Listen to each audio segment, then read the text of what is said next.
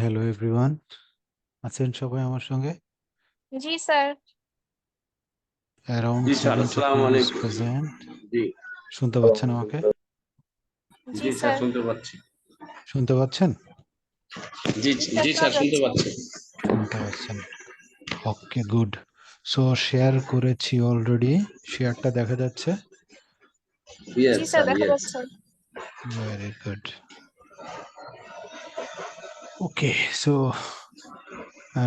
আমি আপনাদেরকে চ্যাপ্টার 1 দিয়েছিলাম, সবাই শেয়ার করেছেন আই থিংক, রাইট?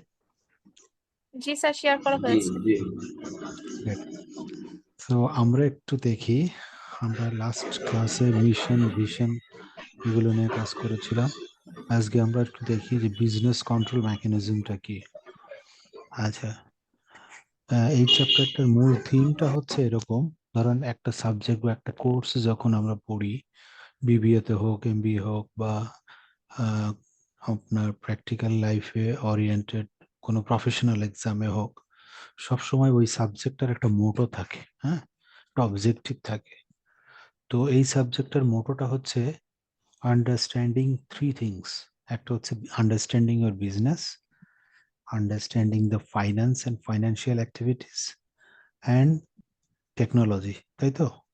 সো তিনটা জিনিস, তিনটা side, you must have a clear conception. At the same time you have to be able to link in between this three.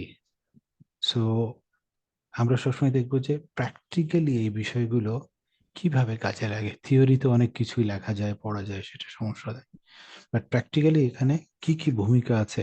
যেমন business control mechanism যদি আমরা বলি, একটা অর্গানাইজেশনে, আমরা এর পরে দেখবো অর্গানোগ্রাম অনুযায়ী প্রত্যেকটা অর্গানাইজেশনে বিভিন্ন ডিপার্টমেন্টে ভাগ থাকে এবং সেগুলো ডিপার্টমেন্টের হেড দ্বারা পরিচালিত। So ultimately those department heads report to managing director or CEO, whatever you the naming of that central point. But ultimately, the department head focuses on the individual territory activity. অর্থাৎ marketing যে head, সে marketing এর জায়গাটা দেখবে। Finance তথা সিএফওর যে role, সে ফাইন্যান্স অ্যান্ড ফাইন্যান্স রিলেটেড, শুধুমাত্র ইনভেস্টিং বা source of fund, financing activities নয়, এর বাইরে financial control is a important factor. এই জন্য দেখবেন সারা বিশ্বে যত ফাইন্যান্স অ্যান্ড ফাইন্যান্স রিলেটেড অ্যাক্টিভিটিসের যে রোলটা, এটা 100% অকুপাইড বাই চার্টার্ড অ্যাকাউন্টেন্ট। নিশ্চিন্তে তাদের হাতে দায়িত্ব তুলে দেয় মালিকরা, রাইট? তো এখানে বিজনেস কন্ট্রোল মেকানিজমের ক্ষেত্রে আমরা দেখেছি যে এই সার্কেলের মধ্যে যদি আগে চিন্তা করি, যে একটা company run by policy and governance. প্রত্যেকটা প্রতিষ্ঠানের কিছু ইন্ডিভিজুয়াল পলিসি থাকে এবং সেই পলিসি কিন্তু তার নিজস্ব পলিসি কোম্পানির, এবং সেই policy must not conflict with the external regulatories বা এক্সটার্নাল রেগুলেটরি ফ্যাক্টরস বা laws with which they have to deal with. অর্থাৎ বাংলাদেশ ব্যাংক যদি ব্যাংকিং ইন্ডাস্ট্রি কন্ট্রোল করে, তাহলে ব্যাংকের কোনো policy will not conflict with the banking regulation. So policy of own and governance regulation of the company itself must not conflict with law of land. Law of land বলতে আমরা কি বুঝি? যে ল্যান্ডে, যে টেরিটরিতে, যে দেশে, যে কান্ট্রিতে বিজনেস করছে, ওই কান্ট্রির বিজনেসের ল গুলোকে আমরা বলি ল অফ ল্যান্ড, রাইট? আচ্ছা, এখন আসি অ্যাবিলিটি টু ইমপ্লিমেন্ট। প্রতিষ্ঠানের পলিসি আছে, গভর্নেন্স আছে, এক্সটার্নাল রেগুলেটরিস আছে, রেগুলেটরস রয়েছে, ল রয়েছে, এসআরও রয়েছে। এসআরও মানে কি? এসআরও মানে কি কে বলতে পারবে? হুম? পুরো পুরোটা বলেন। Statutory regulatory ordinance. অর্ডার,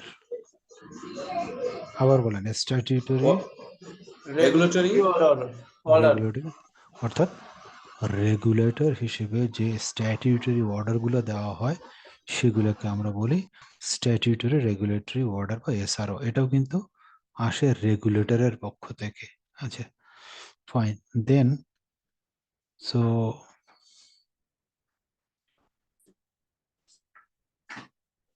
সকালে বসবো না এটা নিয়ে।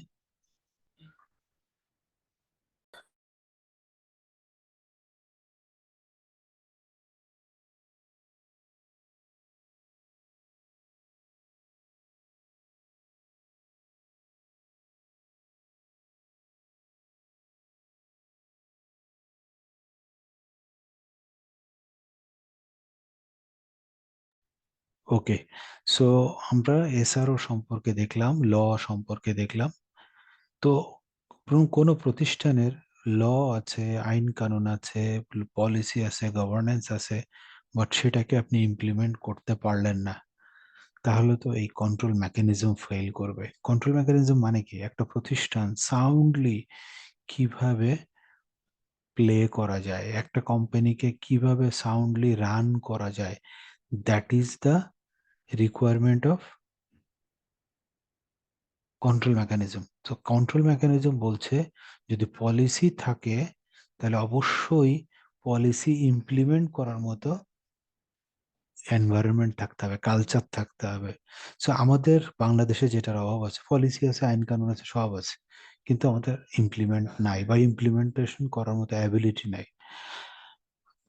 দেন আসেন টেকনোলজি। আমরা তো অলরেডি বুঝেছি যে টেকনোলজি ছাড়া কোনো বিজনেস রান করা সম্ভব না, অ্যাটলিস্ট নাওএডেজ।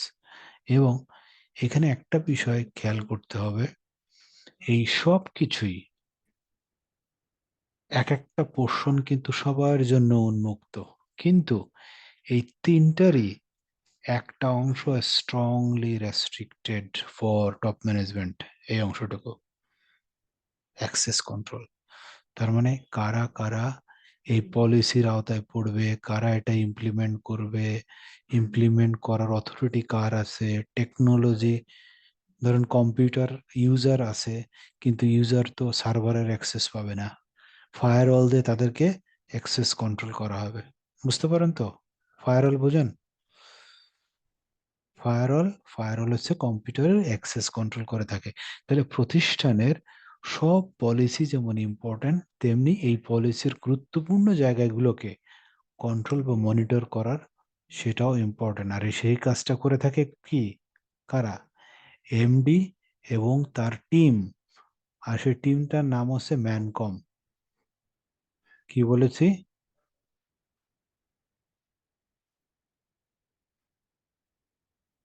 এটার মানে কি কে বলতে পারবে? ম্যানকম মানে কি? Management committee. মনে থাকবে? ম্যানকম মানে ম্যানেজমেন্ট কমিটি। আচ্ছা, তাহলে বিজনেস কন্ট্রোল মেকানিজমের মূল জিনিসটা এটা। এর বাইরে হচ্ছে এই পুরো জিনিসগুলোর উপর ডিপেন্ড করে প্রোডাক্ট, প্র্যাকটিস কি, স্ট্যান্ডার্ড কি হবে, ইনস্টিটিউশনাল গোল কি, ড্রাইভার্স কি কি। ড্রাইভার্স মানে গাড়ি চালক নয়, মানে কোম্পানির প্রফিটেবিলিটি ড্রাইভার্স। কোন কোন প্রোডাক্ট কোম্পানির প্রফিটেবিলিটির জন্য সব থেকে বড় ড্রাইভ করে। তারপরে কনস্টিটিউয়েন্ট রিকোয়ারমেন্ট, অর্থাৎ আমরা যেটা বলি যে ল অফ ল্যান্ড থেকে বা সংবিধান থেকে কি কি রিকোয়ারমেন্ট ম্যান্ডেটরি, সেটাকেও এখানে ইমপ্লিমেন্ট করতে হবে। বাজেট থাকতে হবে প্রতি বছর, সেই বাজেটের সাথে আবার গভর্নমেন্ট বাজেটের একটা লিঙ্ক আছে। বুঝতে পারছেন? আমার কথা কি বুঝতে পারতেছেন আপনারা? জি স্যার, বুঝতে পারছি। Yes, sir. ওকে, Yes, sir. এইটা মনে রাখ, এইটা মনে রাখবেন কিন্তু, এই ম্যানকম শব্দটা, হ্যাঁ, মনে রাখবেন নতুন জি, কিছু মনে আসলে। থাকবে sir, mancom. Project management, project মানে সিএ কোয়ালিফাই করলে you will be one of the member of the mancom, মনে রাখেন, হ্যাঁ। তো সেই কোয়ালিটিটা অর্জন করতে হবে আমাদের, আছে প্রজেক্ট ম্যানেজমেন্ট। সো এই সবগুলো স্টাফ স্কিল অ্যান্ড এক্সপার্টিস। এর মধ্যে মোস্ট ইম্পর্ট্যান্ট পার্ট কি জানেন? এটা বলেন তো কেন? কর্পোরেটে একটা কথা আছে, ম্যান মেক্স দ্য অর্গানাইজেশন। কি বলি? Man man makes the organization. এর মানে কি? মানে হচ্ছে মানুষরা অর্গানাইজেশন তৈরি করে। অর্থাৎ বিএটি, গ্রামীণ ফোন এই জাতীয় কোম্পানির পিছনে কিন্তু এক্সপার্ট লোকজনের কন্ট্রিবিউশন। তার মানে আপনার অর্গানাইজেশনের এমপ্লয়ি যত ক্যাপেবল হবে, অর্গানাইজেশনাল এমপ্লয়ি যত এক্সপার্ট হবে, যত কম্পিটেন্ট হবে, অর্গানাইজেশন তত ফ্লারিশ করবে, অর্গানাইজেশন তত বিগার হবে। কোম্পানির যদি আলটিমেট মোটিভ হয়ে থাকে প্রফিট ম্যাক্সিমাইজেশন, কোম্পানির প্রফিট ততই ম্যাক্সিমাইজেশন হয়ে থাকবে। So efficient man makes the efficient company, সেটাকে আমরা সংক্ষেপে বলি man makes the organization. So always mind it, সেটা ঠিক থাকলে সবগুলোই ঠিক হবে। আচ্ছা, so this is the control mechanism. এখন এই কন্ট্রোলের মধ্যে কি কি ধরনের কন্ট্রোল আছে দেখেন, এটা চ্যাপ্টারটা হচ্ছে ইন্ট্রোডাকশন চ্যাপ্টার, তাই এই পুরা সাবজেক্টের অনেক কিছুই এখানে চলে আসছে বিভিন্ন জায়গা থেকে ইন্ট্রোডাক্টরি চ্যাপ্টারে। টাইপস অফ কন্ট্রোল, কোন ধরনের কন্ট্রোল আমরা দেখেছি, এটা ভেরি ইজি। আমরা কম্পিউটারে ইয়ার ক্ষেত্রে দেখেছি ইনপুট, ট্রান্সফরমেশন, আউটপুট। আমরা কম্পিউটারের ক্ষেত্রে, সফটওয়্যারের ক্ষেত্রে বা ওএস অপারেটিং সিস্টেমের ক্ষেত্রে, কিংবা কোনো মডিউল সফটওয়্যারের ক্ষেত্রে, কোনো ইউটিলিটি সফটওয়্যারের ক্ষেত্রে, কোনো ইআরপি, এগুলোর নাম শুনেছেন? আমি যা যা বলছি জি স্যার, না শুনেছি শুনেছি। শুনছি স্যার। সবই শুনছি, ভেরি গুড। এই সব কিছুর একটা সিম্পল প্রসেস ফলো করে, সেটা input, output. Input, transformation, processing unit, output. তাহলে কোম্পানির ক্ষেত্রেও তাই, এক্স্যাক্টলি। আউটপুট, ইনপুট, এবং ইনপুটটা যত স্ট্রং আউটপুটটা তত স্ট্রং হয়। এর মধ্যে ইম্পর্ট্যান্ট পার্ট হচ্ছে ট্রান্সফরমেশন বা প্রসেসিং এর কাজটা অবশ্যই আপনাকে আপ টু দ্য মার্কেট হতে হবে। তার মানে কি, দেখবেন যত ভালো বিশ্ববিদ্যালয় হোক না কেন, যদি ইনপুট ভালো না হয়, স্টুডেন্ট যদি ভালো স্টুডেন্ট মানে জয়েন না করে, ওই ইউনিভার্সিটি কিন্তু ভালো করতে পারে না, পারে। সো কর্পোরেটের ক্ষেত্রেও তাই। এই জন্য আমরা কর্পোরেটে যেটা করি সেটা হচ্ছে এমটিও। এটা কে জানে, কে জানে না? এটা মানে কি? Management training officer. গুড। আমরা এমটিও অফিসারটা একটা রিক্রুটমেন্ট করি সব সময়, প্রত্যেকটা ভালো ভালো প্রতিষ্ঠানের এই এমটিও পজিশন থেকে এমডি পর্যন্ত হতে পারে, এমডি পজিশন পর্যন্ত হতে পারে। তো আমি একটা কল অ্যাটেন্ড করি, এক সেকেন্ড।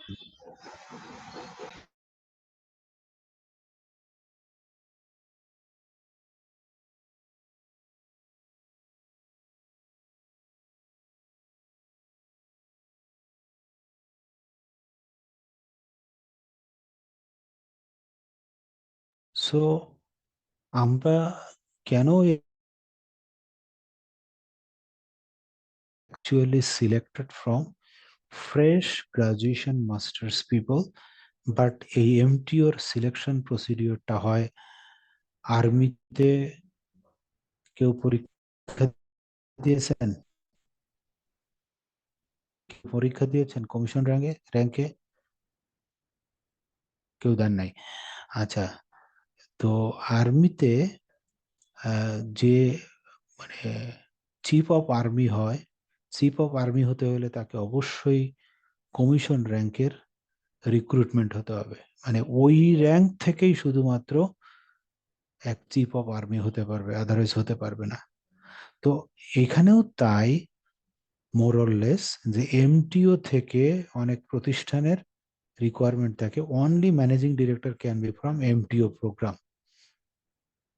তো এমটিওটা এতটাই সিলেকশন প্রসিডিওরটা ইম্পর্টেন্ট ফলো করা হয়, যাতে এখানে ফিল্টারিং এ পারফেক্ট প্রোডাক্টটা অর্থাৎ পারফেক্ট এমপ্লয়িটা খুঁজে পাওয়া যায়, রাইট? তো এই কথাগুলো কেন বলছি, যে ইনপুট যদি ভালো হয় কোম্পানিতে, আউটপুট অবশ্যই ভালো হবে। আজকে থেকে 5 বছর 10 বছর পরে যখন আপনি সিএফও হবেন বা কোনো ডিপার্টমেন্টের হেড হবেন বা এমডি হবেন বা কোনো ফার্মের পার্টনার হবেন, আপনাকে মনে রাখতে হবে আগে আমার ম্যান পাওয়ারটা যাতে ঠিক থাকে, সো ইনপুটটা যাতে ঠিক থাকে। প্রত্যেকটা ক্ষেত্রে তাই, ডাটা প্রসেসিং এর ক্ষেত্রে তাই, প্রোডাক্ট ম্যানুফ্যাকচারিং এর ক্ষেত্রে তাই। আপনি দেখেন আপনার স্কোয়ারের মেডিসিন আর এবিসিডি কোম্পানির মেডিসিনের মধ্যে পার্থক্য কি? স্কোয়ারের র মেটেরিয়ালসটা ভালো, কোয়ালিটি আর এফ এল এর, বেস্ট। হ্যাঁ, আর এফ এল এর প্লাস্টিক আর এবিসিডি প্লাস্টিক কোম্পানির মধ্যে প্লাস্টিকেরই পার্থক্য আছে। আর এফ এল এর প্লাস্টিকটা সব ভার্জিন ম্যাটেরিয়াল দিয়ে তৈরি, মানে first time produced in plastic product. But অন্য অন্য কোম্পানি কি করে, রিসাইকেল প্লাস্টিক দিয়েই তারা প্রোডাক্ট তৈরি করে, যেগুলো টিকে না। তো এই যে ব্যাপারটা আছে, so input is the fact, এটা মনে রাখতে হবে। ওকে, এটা আমরা শিখেছি ভিশন, মিশন, মিশন, গোল, গোল শিখেছি, টাইপস অফ গোল শিখেছি। এটা একটু দেখি, বিজনেস অবজেক্টিভ, এটা আমরা দেখেছিলাম লাস্ট ক্লাসে, যে what should be your business,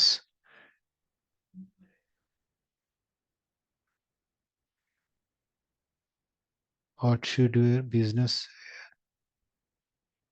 এটা শিখেছিলাম না? বিজনেস অবজেক্টিভ কেমন হওয়া উচিত? Business objective must be smart. So smart মানে কি, পরীক্ষার হলে এটা আসে কিন্তু, মনে রাখতে হবে। What do you mean by R in SMART? কি হবে তখন? আর দিয়ে কি বোঝায়? অবজেক্টিভটা রেলিভেন্ট হতে হবে। What do you mean by T in SMART? Answer কি হবে? Time time bound. Bound. Time Time bound. bound. এরকম অনেকগুলো অপশন থাকবে কনফিউশন ক্রিয়েট করার জন্য। So you have to select the right answer. So আমাকে স্মার্ট কথাটা মনে রাখতে হবে, যে business objective must be specific. আগের ক্লাসে মনে আছে একটা ফুটবল খেলার ম্যাচ দিয়ে আমরা এক্সাম্পল দিয়ে শিখেছিলাম, সেটাকে আবার কর্পোরেটের সঙ্গে কিভাবে লিঙ্ক আপ করা যায় সেটাও দেখেছি। সো এই বিষয়গুলো মনে রাখবেন, specific, measurable, achievable, relevant and time bound, right? Okay,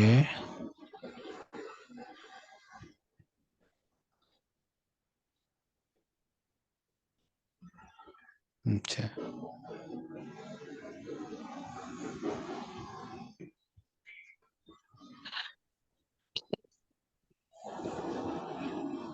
hello, please brother, আপনি ইয়েটা একটু আনমিউট করে দেন, আপনার জন্য ক্লাসের সমস্যা হচ্ছে। এখন আসি একটা বিজনেসের। আমি দেখছি যে বিভিন্ন অ্যাঙ্গেল থেকে বিজনেস পারফরমেন্সটাকে আমরা প্রায়োরিটি দিচ্ছি কেন? কারণ we are going to be chartered accountant, আমাদের মেইন কন্ট্রিবিউশন থাকবে হচ্ছে বিজনেস ওয়ার্ল্ডে, এবং বিজনেস ওয়ার্ল্ডের মধ্যে আমরা প্রফিট, নন প্রফিট অর্গানাইজেশন দেখেছি, সব জায়গায় আমাদের কন্ট্রিবিউশন থাকবে। ওয়ার্ল্ড ব্যাংক, আইএফসি, এডিবি থেকে শুরু করে ইউনিসেফের মতো এনজিও যেমন থাকবে, তেমনি নন প্রফিট অর্গানাইজেশন যেমন থাকবে, তেমনি আপনার গুগলের মতো বা বাংলাদেশে গ্রামীণ ফোনের মতো, নরওয়ের মানে বিভিন্ন বড় বড় কোম্পানির মতো সেখানেও আমাদের কন্ট্রিবিউশন থাকবে। এবং আমরা দেখেছি আমাদের প্রিভিয়াস যারা কোয়ালিফাইড তারা বড় বড় প্রতিষ্ঠানে কাজ করে। তো আমরা দেখেছি ইউএসএ তে, অস্ট্রেলিয়াতে টপ র্যাঙ্কিং ব্যাংকে আমাদের চার্টার্ড অ্যাকাউন্টেন্টরা কাজ করছে। আমরা দেখছি বড় বড় প্রতিষ্ঠানের মা- মানে এক্সপিরিয়েন্সড, হিউজ এক্সপিরিয়েন্সড পার্সনরাও কিন্তু, ইভেন চার্টার্ড অ্যাকাউন্টেন্টরা আইটি সেক্টরে পর্যন্ত তারা কাজ করছে। আমাদের একজন senior chartered accountant Rahan Samsi, who was the managing director of ZP once upon a time. He is also from KPMG. তো উনি কিন্তু এখন আছে গ্রামীণ ফোনেরই আরেকটা আইটি কোম্পানির এমডি হিসেবে। তো আইটি সেক্টরেও তারা ভালো করছে। এর মানে হচ্ছে এই যে প্রত্যেকের জায়গা থেকে যে ক্যাপাবিলিটিস কোয়ালিটিস তৈরি হয়, সেই কোয়ালিটিস ক্যাপাবিলিটিসটা কিন্তু ইউটিলাইজ করা হয় আপনার বিজনেস ওয়ার্ল্ডের ক্ষেত্রে। তাহলে বিজনেস ওয়ার্ল্ডের একটা ইম্পর্টেন্ট পার্ট হচ্ছে মেজারমেন্ট অফ পারফরমেন্স। পারফরমেন্স মেজারমেন্টটা আমাদের জন্য কেন important? Being a CFO, financial expert, আপনাকে প্রতি বছর প্রত্যেকটা এমপ্লয়ির অ্যাসেসমেন্ট নিয়ে কাজ করতে হবে। আপনাকে বাজেট তৈরি করতে হবে। আপনাকে বাজেটে আপনার প্রফিটেবিলিটি, আপনার কেপিআই সেট করতে হবে। প্রত্যেকটা জায়গায় কিন্তু আপনার নিজেদের একটা ইনভলভমেন্ট থাকবে। তাহলে থ্রি ওয়ে। কেপিআইটা কি? গুড। আমি এই জন্য বলি যে আমরা অনেক কথা বলবো, কিন্তু আপনারা প্রশ্ন করবেন সাথে সাথে। কেপিআই মানে কি? কি পারফরমেন্স ইন্ডিকেটর। কে ই ওয়াই পারফরমেন্স, আমি মাউস দিয়ে লিখতেছি, performance indicator.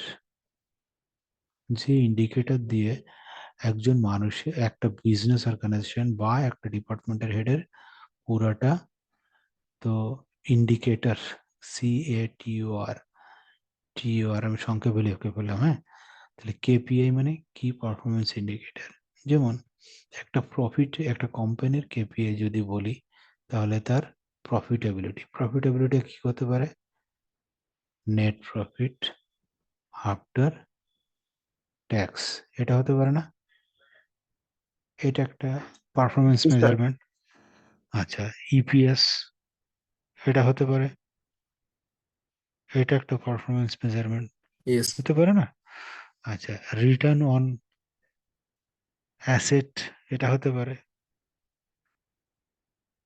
Return on equity, এগুলো মনে রাখতে হবে সব, হ্যাঁ। এটা হতে পারে, এগুলো বোঝেন তো? Net profit after tax, EPS মানে কি? Earning per এনপ্যাট। share. আর্নিং হ্যাঁ, পার শেয়ার। এনপ্যাটটাকে যদি আর্নিং আমি পার শেয়ার। নাম্বার অফ শেয়ার দিয়ে ভাগ করি, তাহলে পেয়ে যাবো কি? ইপিএস, ঠিক না?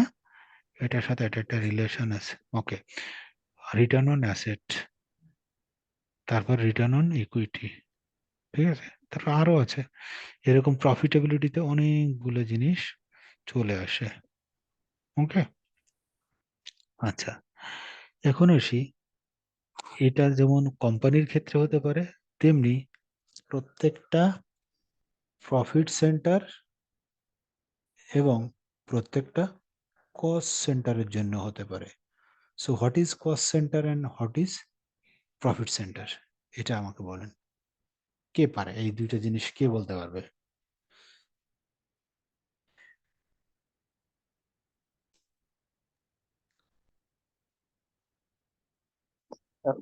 ম্যানুফ্যাকচারিং রিলেটেড অ্যাক্টিভিটি গুলো হচ্ছে কস্ট সেন্টারের মধ্যে পড়বে। একটু ভালো, আর আপনার কথা ক্লিয়ার না ভাইয়া, আপনার কথাটা ক্লিয়ার না, একটু বলেন। কস্ট সেন্টার হচ্ছে, কোম্পানিতে তো অনেকগুলো ডিপার্টমেন্ট থাকে, ঠিক না? ওই এক একটা ডিপার্টমেন্টকে আমরা এক একটা ইউনিটও বলি। তাহলে যেমন আমি যদি বলি সে HR ডিপার্টমেন্ট, আমি যদি বলি মার্কেটিং ডিপার্টমেন্ট, আমি যদি বলি প্রোডাকশন সেন্টার, বলতে পারি প্রোডাকশন সেন্টার। তাহলে এটা হচ্ছে এক একটা সেন্টার, এটা একটা সেন্টার, এটা একটা সেন্টার। এইটা হচ্ছে প্রফিট সেন্টার। কেন? এর রেভিনিউ আছে, আর্নিংও আছে, এক্সপেন্সও আছে। তাহলে রেভিনিউ থেকে এক্সপেন্স বাদ দিলে কি পাই? প্রফিট। পাওয়া যায়। প্রফিট পাওয়া যায়। তেলের নাম কি? Profit centre. আচ্ছা, এটাকে আমি বলতেছি কস্ট সেন্টার। কেন বলতেছি কস্ট সেন্টার? কারণ এর শুধু র মেটেরিয়াল নেয়, প্রডিউস করে, বেতন দেয়, কিন্তু ও সেল করে না। ও ও প্রোডাকশন করে মালটা পাঠিয়ে দেয় কোথায়? সেলস ডিপার্টমেন্টে। তাহলে ওর ডিপার্টমেন্ট হচ্ছে কস্ট সেন্টার। কিছু বোঝা গেছে?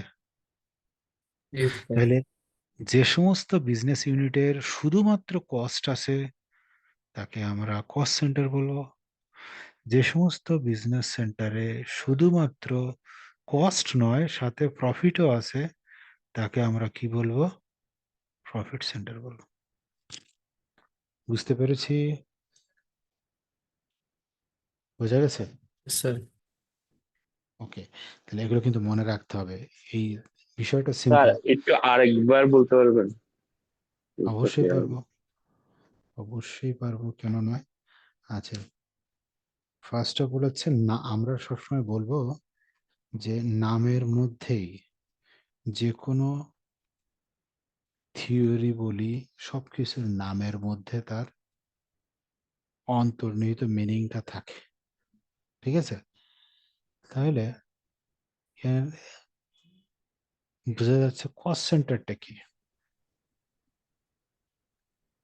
এই কস্ট সেন্টারটা হচ্ছে বলেন না, অসুবিধা নেই। স্যার যেখানে শুধু কস্ট ইনকার হয়। স্যার শুধু খরচ হতে থাকে।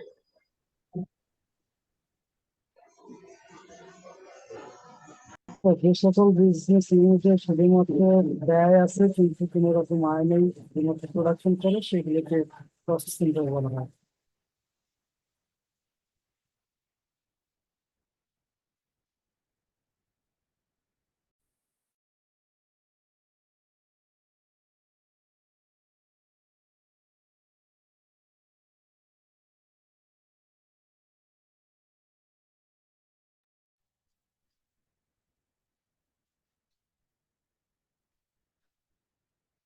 তাহলে ভেরি ইজি, সেটা হচ্ছে এরকম যে যদি আমি যে কোনো বিজনেস ইউনিট, ইউনিট তো বুঝি না, কোনো বিজনেস ইউনিট যদি শুধু কস্ট ইনকার করে, শুধু কস্ট ইনকার করে কিসে? এমন একটা ডিপার্টমেন্ট হতে পারে কি? Manufacturing, manufacturing, Factory. Production unit, factory, purchase. Production unit, process unit হতে পারে, অনেক কিছু হতে পারে। তো যদি আপনি বলেন যে গাজীপুর ফ্যাক্টরি স্কোয়ার ফার্মার, তাহলে ওটা একটা কস্ট সেন্টার না? আচ্ছা, প্রফিট, প্রফিট সেন্টার কি হবে? কস্ট এবং রেভিনিউ থাকতে হবে। যেমন sales and sales and distribution, very good. S and D থাকতে পারে, সেলস অ্যান্ড ডিস্ট্রিবিউশন থাকতে পারে। তো সেলস অ্যান্ড ডিস্ট্রিবিউশনে কি আছে? ওর ইনকামও আছে, এক্সপেন্সও আছে। এই জন্য এটাকে আমরা কি বলছি? এটাকে এই জন্য আমরা এটাকে বলছি প্রফিট সেন্টার। ক্লিয়ার হয়েছে? Yes sir, thank you. আচ্ছা, এটা গেল একটা মেজারমেন্ট। আচ্ছা, দুইটা সেকেন্ড মেজারমেন্ট হচ্ছে অ্যাক্টিভিটি মেজারমেন্ট। তাহলে প্রফিটেবিলিটির টার্মে বা কস্টের টার্মে আমরা বুঝলাম। এখন আসি অ্যাক্টিভিটি টার্মে। যেমন নাম্বার অফ অর্ডার রিসিভড। গার্মেন্টসে যে বাইং হাউস আছে না, ইয়েস। বাইং হাউসের মেইন ইন্ডিকেটর কি? ফরেনার কাছ থেকে কতগুলো নাম্বার অফ অর্ডার পেলাম, এটা একটা ইন্ডিকেটর হতে পারে।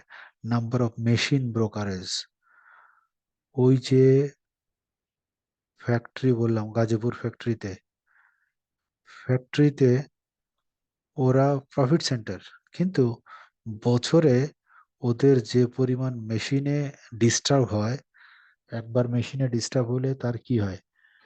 মেশিনের প্রোডাকশন ইউনিট স্টপ থাকে, প্রোডাকশন বন্ধ থাকে, ওইটা একটা সমস্যা। সেটা রিপেয়ারিং কস্ট আছে, এটা একটা সমস্যা। লেবারকে আইডেল বসায় রাখতে হয়, সেটা একটা সমস্যা। রেন্ট রয়েছে, সেটা একটা সমস্যা। তাহলে একবার মেশিন ব্রেকডাউন হলে এটা কোম্পানির জন্য বড় ক্ষতি। এই জন্য এটাকে আমরা বলি যদি যে নাম্বার অফ মেশিন ব্রোকারেজ, সেই স্কোয়ার কোম্পানির 10টা ফ্যাক্টরি রয়েছে, তার মধ্যে আমি টপ র্যাঙ্কের ফ্যাক্টরি যদি করতে চাই, তাহলে দেখবো যে যার সব থেকে মেশিন ব্রোকারেজ টাইম কম বা ব্রেকডাউন কম, সেটা বেস্ট ফ্যাক্টরি, সেই production manager best production manager. এটা তো পারফরমেন্স মেজার করছি, তাই না? বোঝা গেছে? ওকে, তার মানে অ্যাক্টিভিটি মেজারমেন্ট হয় ফিজিক্যাল নাম্বার দিয়ে, মানিটারি ভ্যালু দিয়ে হতে পারে, অথবা টাইম স্পেন্ড হতে পারে। যেমন আপনি ফিজিক্যাল নাম্বার মানে কতগুলো মাল ডেলিভারি দিয়েছেন, কতগুলো মাল প্রডিউস করেছেন, বা মানিটারি ভ্যালু হতে পারে কত টাকার ওয়েস্টেজ হয়েছে, টাইম স্পেন্ড হয়েছে, how many hour labour shortage হয়েছে, অর্থাৎ লেবার আনইউটিলাইজড হয়ে আছে কত আওয়ার, এসব কিছু কিন্তু মেজারমেন্ট হয়। তো মনে রাখতে হবে measurement can be negative, can be positive. এটা whatever be the case, it can be measured in terms of number. ঠিক আছে, তাহলে এটা হলো অ্যাক্টিভিটি। ওকে, এবার আসি প্রোডাক্টিভিটি। প্রোডাক্টিভিটি মানে কি বোঝা গেছে, কিন্তু প্রোডাক্টিভিটি কাকে বলে? প্রোডাক্টিভিটির মধ্যে ছবিটা দেখলে বোঝা যায়। এটা মেইনলি সার্ভিস ওরিয়েন্টেড কোম্পানিতে দেখা যায়। যেমন একজন ব্যাংকার দিনে কতগুলো কাস্টমারকে কল রিসিভ করছে, বা কাস্টমার সার্ভিস পার ডে, এইটা তার একটা প্রোডাক্টিভিটি। তারপরে একজন লয়ার মাসে কয়টা কেস হ্যান্ডেল করছে, এগুলো কিন্তু সব প্রোডাক্টিভিটি। কেন প্রোডাক্টিভিটি কথাটা আসছে? প্রোডাক্টিভিটি কথাটা আসছে যে রিসোর্সটাকে বেস্ট ইউটিলাইজেশন হয়েছে কোন সেক্টরে, এটা নর্মালি হিউম্যান বিং এর প্রোডাক্টিভিটি হয়ে থাকে।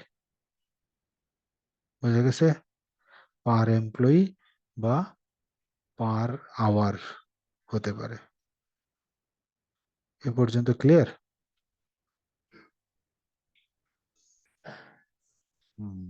ক্লিয়ার, তাই জি তো? Sir, clear.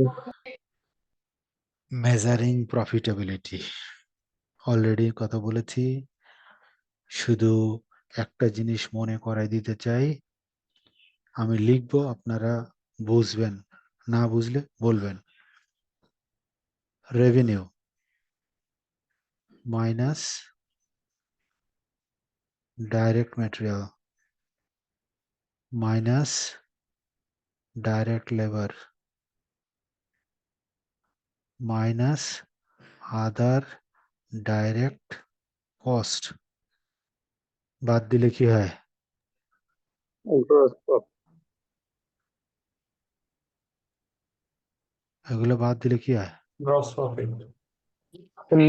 Net income. GP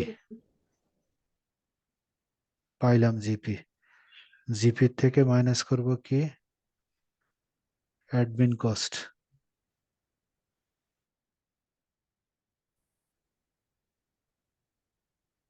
admin বলি, other overhead cost.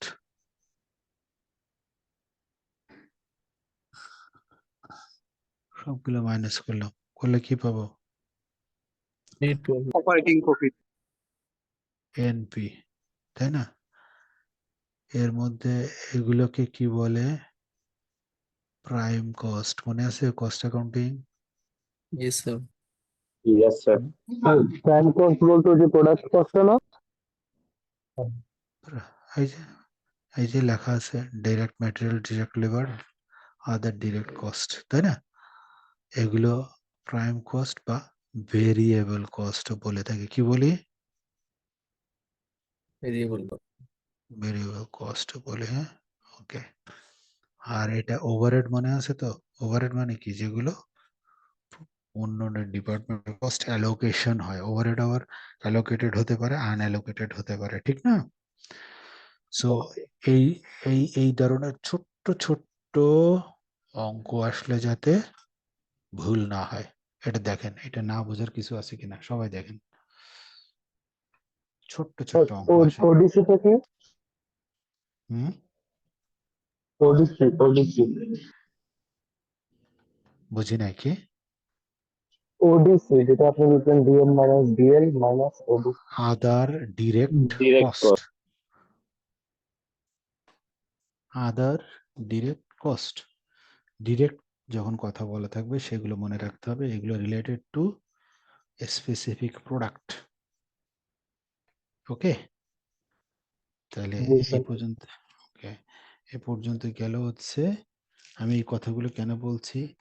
You will have the opportunity to get this type of marks যদি মাথায় এই জিনিসগুলো সাজানো থাকে।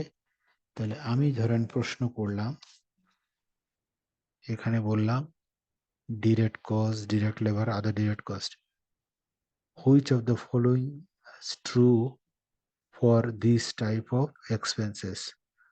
আমি দিলাম prime cost, variable cost, etcetera etcetera etcetera, আবার বলে দিলাম এ প্লাস বি, কোনটা আনসার হবে বলেন? Plus B. A plus B, এইটুকু মানে বুদ্ধিটা খাটাতে হবে। সো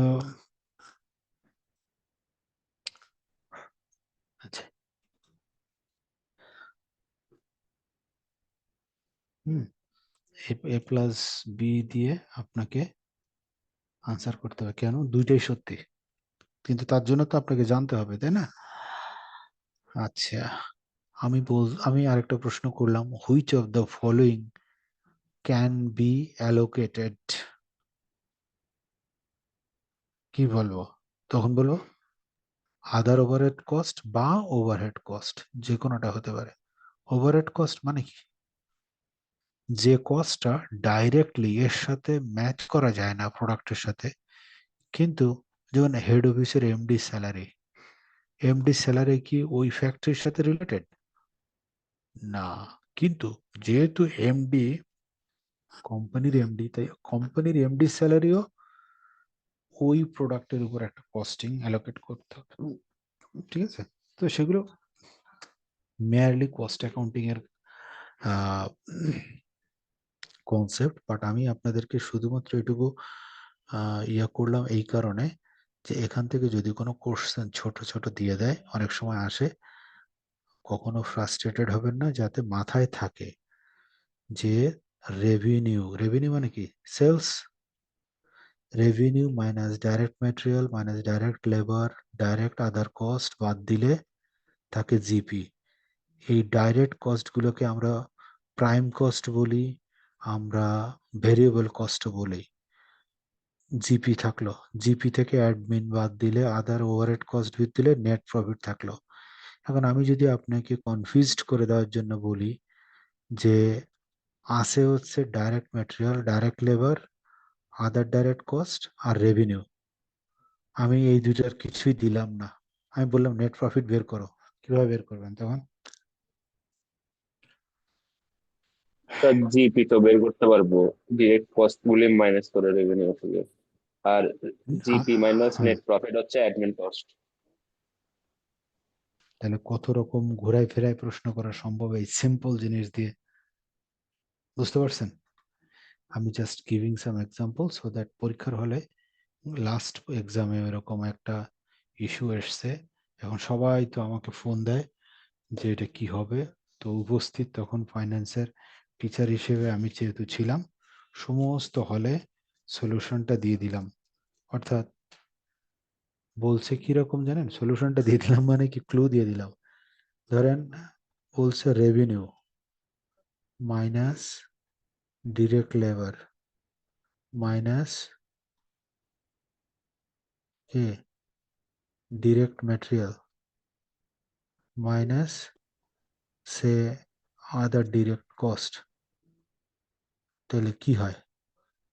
এগুলো দেওয়া আছে প্রশ্নের মধ্যে, দিয়ে বলা হচ্ছে এনপি বের করো, তাহলে কি হবে বলেন তো? আসলে জিপি যেটা বের হবে, বের হলে তো জিপি, এনপি বের করতে হলে তো এখানে আরেকটা জিনিস লাগবে, সেটা কি? ওভারহেড। Admin cost. হুম, করতেছি এটা। আচ্ছা,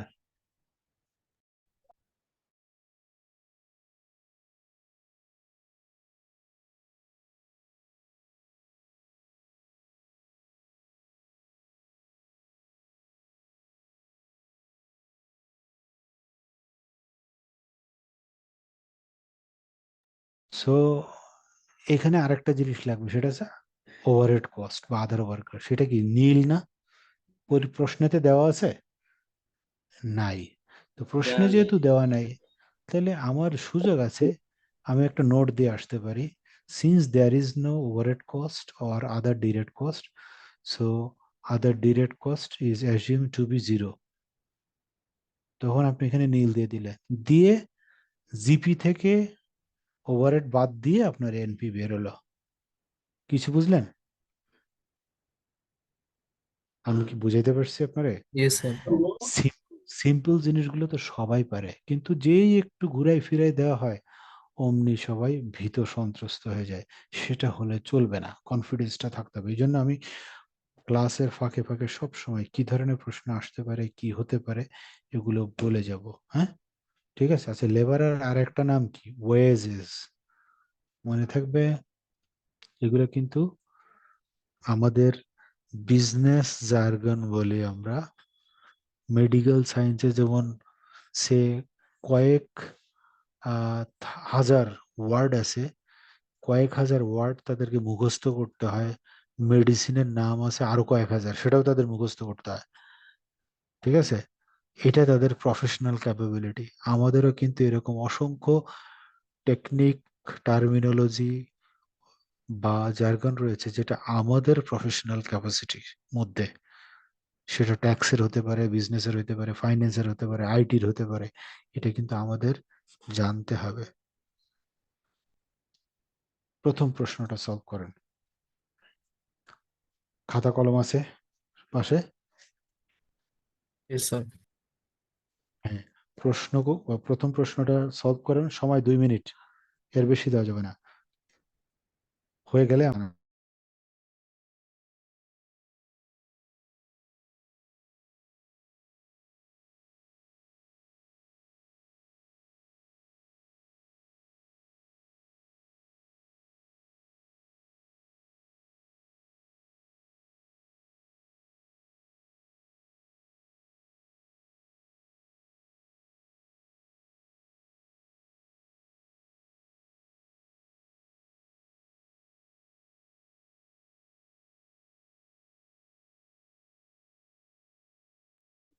স্যার ডান।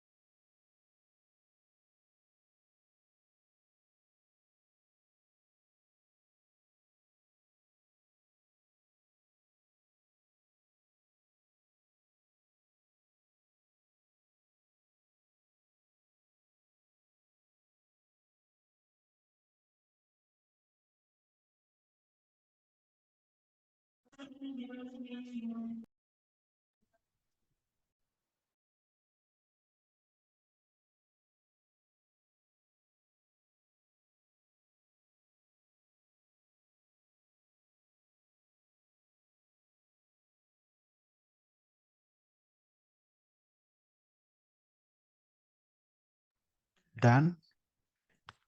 জি স্যার। আচ্ছা, বুঝান এখানে কয়টা রিকোয়ারমেন্ট আছে? দুইটা। প্রথমে কি আছে আর সেকেন্ডে এই পুরো অঙ্কটা বুঝান সবাইকে। স্যার এখানে চাওয়া হচ্ছে যে প্রফিট থাকতে হবে 50,000 টাকা, যেখানে 1 লাখ টাকা হচ্ছে। আমরা প্রথম থেকে আগে পরীক্ষা প্রশ্নটা পড়ে নিই। জি sir, definitely. Hmm hmm hmm, XYZ company has a sales estimate to make a profit 50,000, where cost of sales টাকা 1 lakh and administrative expense 75,000. What is the hmm, requirement sales amount? Hmm. If the sales price per unit টাকা 32 per unit, what is the amount of sales in unit? তার মানে দুইটা requirement. What Yes, is sir. The required Sales, sales amount? এবার required sales sales in required. টাকা and sales in unit. জি sir.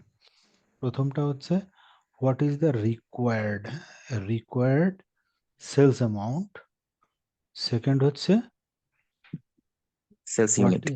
Unit. তাহলে এটা বলেন। Required sales unit. জি স্যার। হুম হুম, কিভাবে বের করলেন?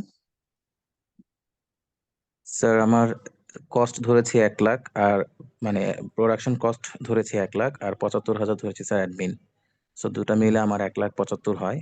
সো 50,000 প্রফিট রাখতে গেলে আমাকে যদি আমি মাইনাস করি, সেই ক্ষেত্রে স্যার 2,25,000 আসে হুম, প্লাস করলে।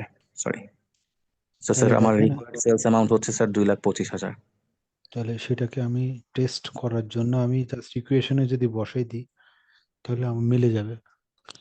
রেভিনিউ বের হলো কত এখন? 225 মাইনাস 1 লাখ মাইনাস 75, 50,000 টাকা প্রফিট। Yes, sir. সেকেন্ড রিকোয়ারমেন্টটা কি? Sir total sales divided by total sales unit at 32 টাকা। সো স্যার সেক্ষেত্রে 2,25,000-কে 32 দ্বারা যদি ভাগ করি, সেক্ষেত্রে আমার 7,031 আসে। পানির মতো অঙ্ক না? জি আচ্ছা, কিন্তু সময় শর্ট থাকবে, এটা হচ্ছে সময় শর্ট। এবং আমরা দেখেছি স্টুডেন্টরা পাজেলড হয়ে যায় বিকজ অফ কুইকলি আনসার করতে হয়, কারণ এক একটা প্রশ্নের জন্য আমরা সময় পাবো কম, 2 মিনিটও ঠিক মতো পাবো না, তাই না? আচ্ছা, জি স্যার। পরের কোশ্চেন অনলি 2 মিনিটস, 2 মিনিটস পরে যার হয়ে যাবে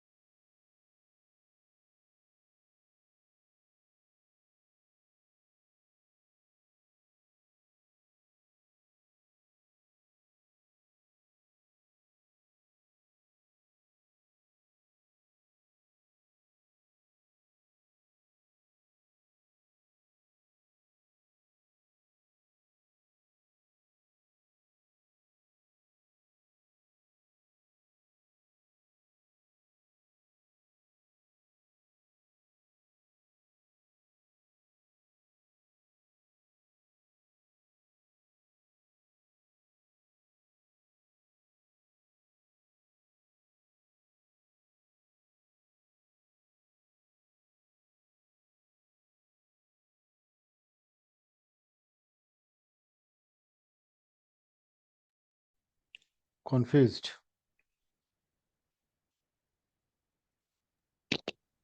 জি না স্যার, হয়ে গেছে স্যার।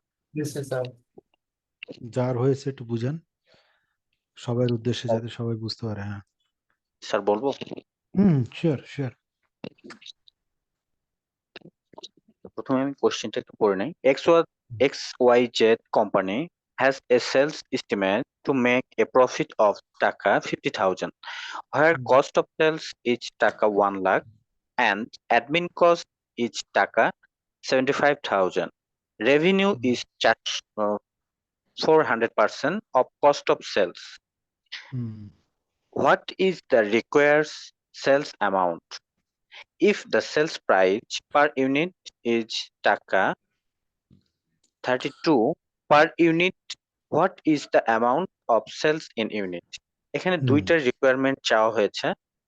যে নাম্বার ওয়ানে বলা হয়েছে যে আমাদের বের করতে হবে সেলস অ্যামাউন্টটা, আর সেলস অ্যামাউন্টের ক্ষেত্রে এখানে কন্ডিশন দেওয়া আছে revenue is 400% of cost of sales.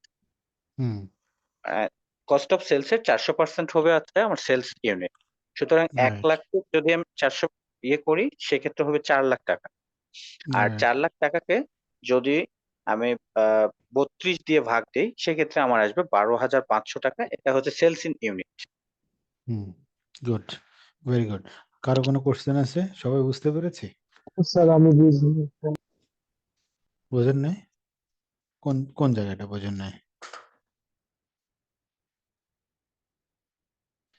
কোন জায়গাটা বুঝেন নাই ভাই বলেন? স্যার এই যে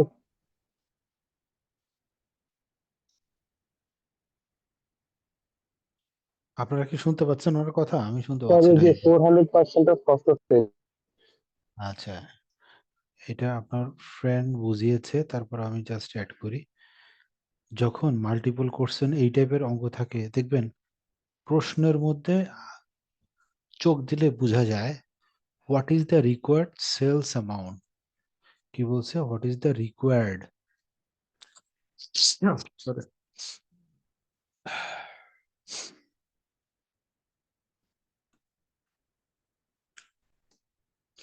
রিকোয়ার্ড সেলস অ্যামাউন্ট কত, তাই না?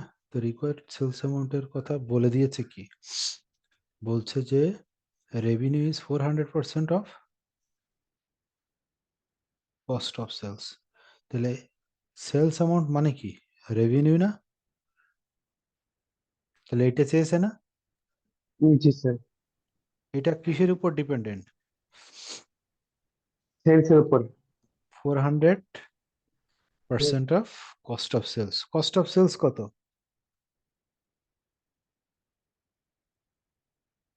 কস্ট অফ সেলস কত? এই যে কস্ট অফ সেলস বলা আছে না? কত? 1 লাখ টাকা, 1 লাখ। এর 1 লাখ স্যার। 400% কত? এর 400% কত? 4 লাখ। তাহলে প্রশ্নের প্রথমটা আনসার পেয়ে গেলাম, বুঝলেন? আচ্ছা, জি স্যার, দ্বিতীয় নম্বরটা কি হচ্ছে? সেলস এর ফিগার পেয়েছি, একটা প্রোডাক্ট বিক্রি করেছি 32 টাকা দিয়ে।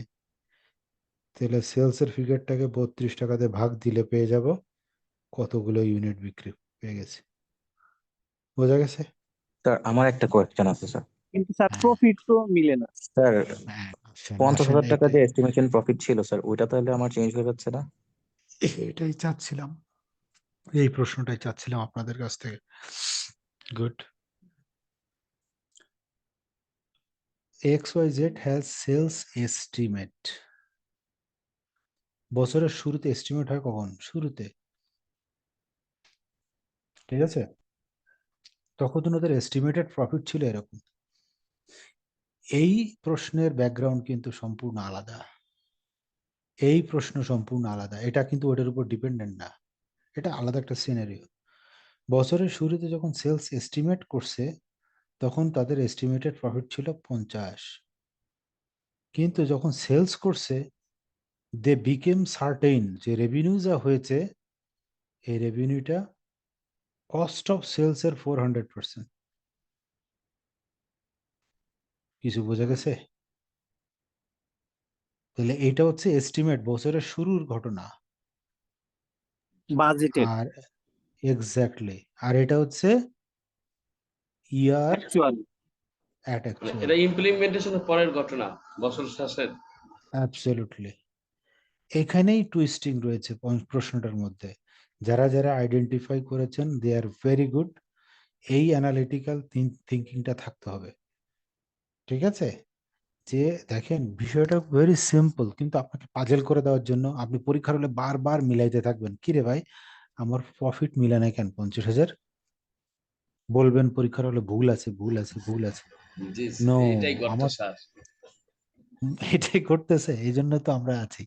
প্রত্যেকটা ক্লাস করলে আমরা ক্লাসের মধ্যে এই টুইস্টিং গুলো বলে দিই, এই এক্সাম্পল গুলো ডিজাইন করা আপনাদের থিঙ্কিং ক্যাপাবিলিটাকে আরো বাড়ানোর জন্য। সো নেভার বি, একেবারেই আমরা যেটা বলি মাথায় কখনো ওয়ান ওয়ে রাখবেন না, মাল্টিপল ওয়ে রাখবেন মাথার মধ্যে সবসময়। তো আমার তো এটা রেলিভেন্ট। এখন এইখানে যদি আমি আরো অনেক কিছু বলি যে কোম্পানির লেবার ছিল 10,000, কোম্পানির ফ্যাক্টরিটা গাজীপুরে যেখানে এত ইউনিট ভোল্টেজ উৎপাদন হয়, কোম্পানির ফ্যাক্টরিটা গাজীপুরে যাইতে 5টা ট্রাক লাগে, আমি আরো অনেক কিছু বলতে পারি। পরে এসে বললাম এইটুকু কথা, আসল কথাটুকু পরে এসে বললাম। কেন বলেছি উপরে অত কথা? আপনাকে পাজল করার জন্যই তো। আমার আমার কাজই হচ্ছে আপনার ভিতর থেকে ট্যালেন্টসটা বের করে নিয়ে আসা। এই 20,000 25,000 স্টুডেন্টদের মধ্য থেকে আমাদের ওই ট্যালেন্ট গুলোকে বের করে নিয়ে আসা, যারা কিনা ডেডিকেটেড, যারা কিনা মাইন্ডফুলি পড়াশোনা করে, যারা কিনা ওয়ান সাইডেড থিঙ্কিং না করে, যারা কিনা মাল্টিপল ওয়েতে চিন্তা করে প্রবলেম সলভিং মেন্টালিটি ক্যারি করে। আমি পরীক্ষার হলে অনেক চিল্লাপাল্লা করতে শুনে, স্যার প্রশ্ন ভুল এটা সেটা। Brother don't get excited, think এবং রিড দ্য কোশ্চেন মাইন্ডফুলি। তারপরে যখন বলে দিই হ্যাঁ হ্যাঁ স্যার এটা তো এটাই হবে। সো আমি বলছি, এই জন্য বলছি যে never think in one way, always multiple চিন্তা করবেন। এ পর্যন্ত কারোর কোশ্চেন আছে? তার মানে কি স্যার, স্যার মানে তাদের স্যার এস্টিমেটেড এক্সট্রিমলি একজন একজন করে প্রশ্ন করেন। ঠিক, স্যার জি জানতে বলেন। চাচ্ছিলাম, তার মানে স্যার এখানে এই কোয়েশ্চেনের সিনারিও অনুযায়ী তাদের এস্টিমেটেড সেলস ছিল মনে হয় এ- 2,25,000, তাই তো? এইখানে Estimated- তাদের এস্টিমেট ছিল এটা, তাহলে কিন্তু সেলস যদি প্র্যাকটিক 2,25,000 ছিল, তখন হয়তো বা 4 লাখ হওয়াতে প্রফিট চেঞ্জ আন্ডার হয়ে গেছে। এস্টিমেশন ছিল, তাই তো স্যার? আচ্ছা ধরেন, আপনাকে বলি, ধরেন প্রশ্নে এই অংশটুকু নাই। তাহলে তো আগেরটার মতো হয়ে গেল হুবহু। জি স্যার। আমি শুধু এই 5 লাইনটুকু ঢুকাইছি, এই যে এটা এইটুকু জাস্ট অ্যাড করেছে। তার মানে উপরের লাইনটা শুধুমাত্র কনফিউজ করার জন্য, তাই তো? ব্যাপারটা বুঝতে পারছেন? আপনাকে আপনার থিঙ্কিং ক্যাপাবিলিটি বাড়ানোর জন্য, বা পরীক্ষার হলে প্রশ্ন এই ধরনেরই প্রশ্ন হয়, তা না হলে এই প্রশ্নের এই এই ধরনের প্রশ্ন একেবারে র লেভেলের প্রশ্ন, এইটা দিয়ে তো আর সিএ কোয়ালিফিকেশন হয় না, বুঝতে পারছেন জি স্যার, definitely. ফাউন্ডেশনটা? Okay, CA qualification is something different, it's a practical oriented issue. So এই জন্য মনে করি যে সবসময় আপনারা মাইন্ডফুলি একটা জিনিস চিন্তা করবেন। এই যে অনেকেই কোশ্চেন করলেন, আই বিকেম হ্যাপি যে না কোশ্চেনটা ক্লাস থেকে বেরিয়ে আসছে, আদারওয়াইজ আমাকে বলতে হতো প্রশ্ন শেষ করার আগে। আর কোনো কোশ্চেন আছে এখানে?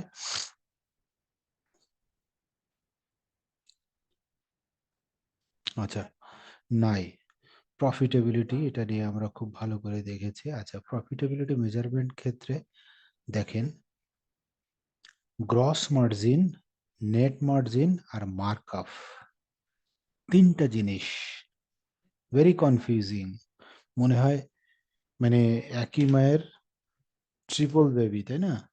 কিন্তু এদের মধ্যে পার্থক্য আছে। কি পার্থক্য আছে কে বলতে পারবে কি পার্থক্য আছে? গ্রস মার্জিন রেশিও, যদি রেশিও বলি, পার্সেন্টেজ বলি, what ever, net margin ratio বলি বা পার্সেন্টেজ বলি, আর মার্কআপ, এই তিনটার মধ্যে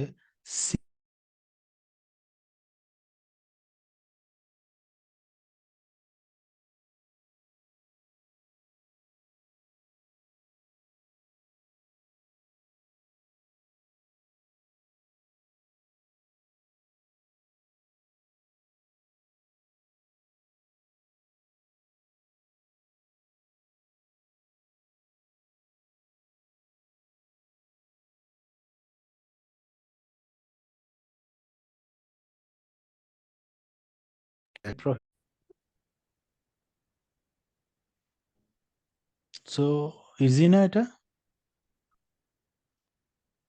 আচ্ছা, জি স্যার। শুনতে পাচ্ছেন তো? জি স্যার। এরপরে আসি markup. It's something different. Markup মানে কি? স্যার। মার্কআপ মানে হচ্ছে আমরা যে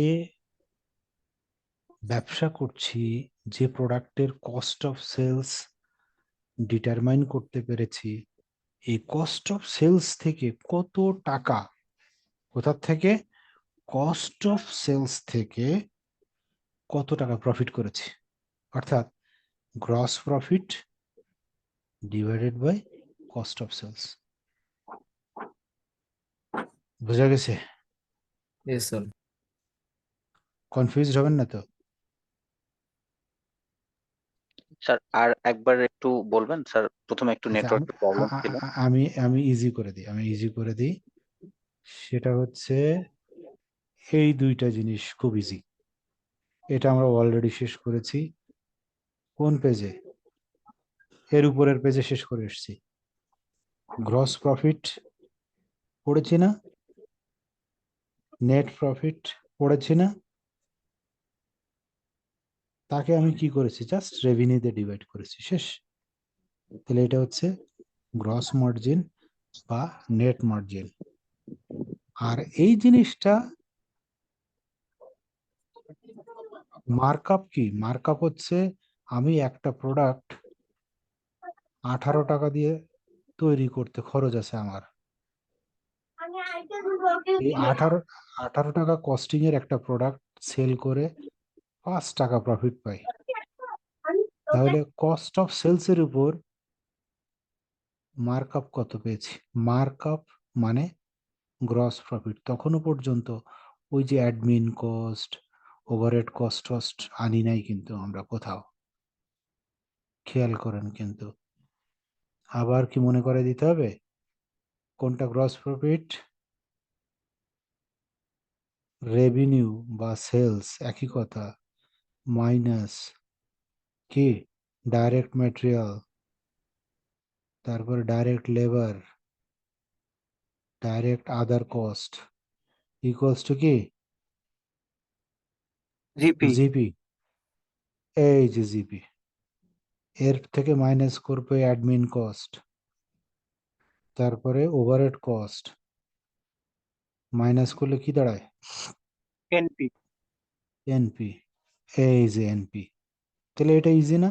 জিপি কে দিয়ে রেভিনিউ দিয়ে ডিভাইড করব, নেট প্রফিট কে দিয়ে রেভিনিউ কে ডিভাইড করব, হয়ে গেল। এই হচ্ছে জিপি আর এনপি রেশিও, অর্থাৎ গ্রস মার্জিন আর নেট মার্জিন। Very easy. কিন্তু মার্কআপ কি জিনিস? মার্কআপ হচ্ছে এর মধ্যে একটা প্রোডাক্ট সেল করে আমি কত টাকা ব্যালেন্স করতে পারি, অর্থাৎ কত টাকা জিপি বের করতে পারি। তাহলে গ্রস প্রফিট অর্থাৎ GP divided by cost of sales. ওই যে একটু আগে বলছিলাম না, কস্ট অফ সেলস। বুঝে গেছে? এ পর্যন্ত ক্লিয়ার? ক্লিয়ার। দেখি আমরা পরের পেজে যাই। প্রশ্নটা পড়েন ভালো করে এবং প্রশ্নটা সলভ করেন।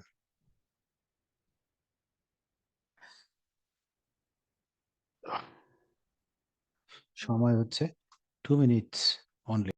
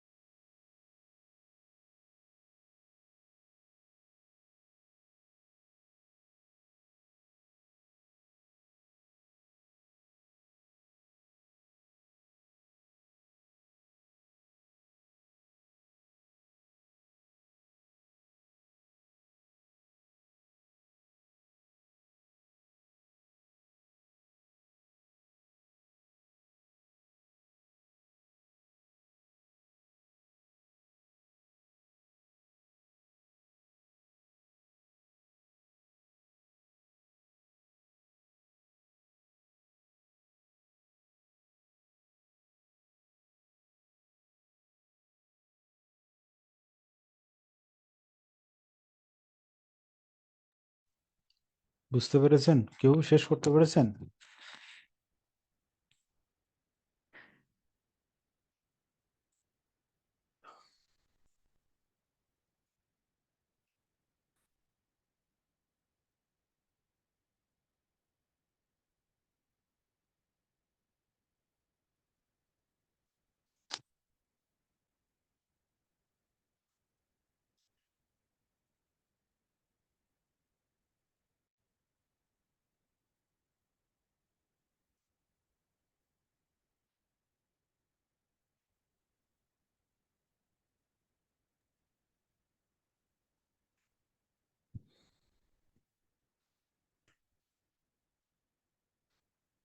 জি স্যার। শেষ করতে পেরেছেন? পারবেন? বুঝাই বলতে পারবেন? হুম, মিলছে?